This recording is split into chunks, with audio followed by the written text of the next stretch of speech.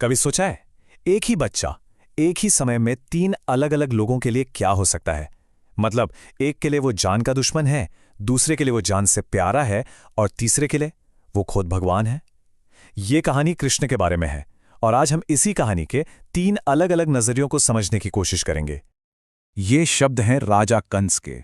वही कंस जो देवताओं को भी चुनौती दे सकता था। और वो खुद मान रहा है कि उसकी सबसे बड़ी मुसीबत कोई सेना नहीं, कोई योद्धा नहीं, बल्कि एक छोटा सा दूध पीता बच्चा है।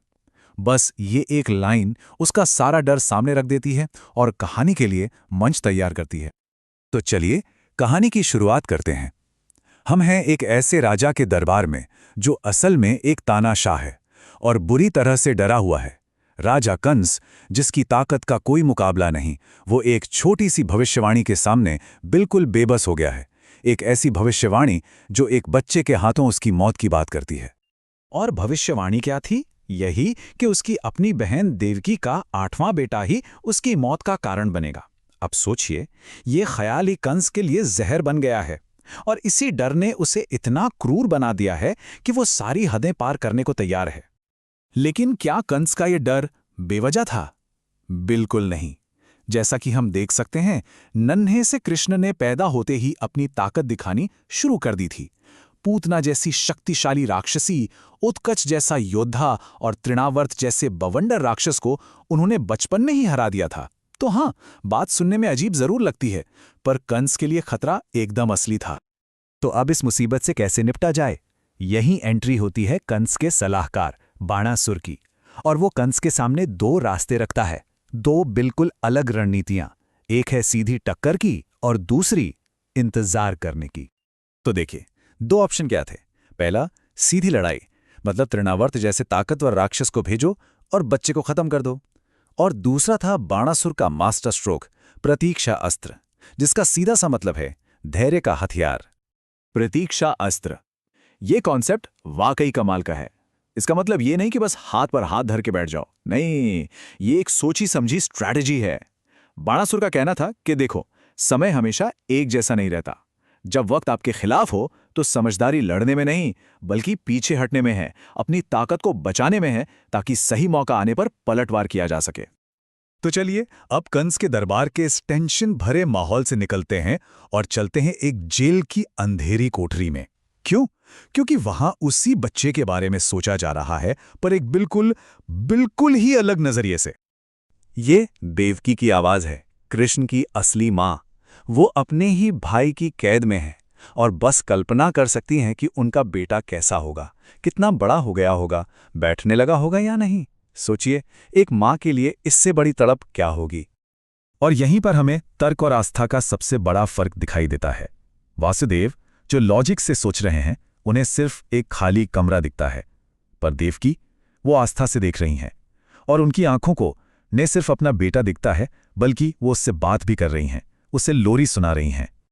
यहीं पर कृष्ण के स्वरूप का, माया का असली मतलब समझ आता है। कृष्ण कहते हैं कि वो ज्ञान और बुद्धि की पकड़ से बाहर हैं। उन्हें समझने के लिए, उन्हें देखने के लिए तर्क नहीं, भक्ति चाहिए, विश्वास चाहिए, और वही विश्वास देवकी के पास था। तो अब तक हमने दो नजरिए देखे, एक दुश्मन का, एक मां का। अब बारी है तीसरे और आखिरी नजरिए की, और ये नजरिया हमें इंसानी दुनिया से उठाकर सीधे कॉस्मिक लेवल पर ले जाता है, क्योंकि अब कहानी में एंट्री हो रही है खुद भगवान शिव की। और यहां एक बहुत ही गहरा सवाल उठता है कि भगवान शिव, जो खुद ईश्वर हैं, जिनकी पूजा की जाती है, वो भला किसी और की पूजा करने क्यों जा रहे हैं, एक शिशु की? असल में यही तो है ईश्वर की लीला, उनका दिव्य खेल, जहां मालिक और भक्त की भूमिकाएं बदल जाती हैं। और शिव की इस यात्रा का मकसद भी बहुत खास है। वो कृष्ण के उस बाल रूप के दर्शन करने आए हैं, वो रूप जो हमेशा नहीं रहता, जो बहुत कीमती है।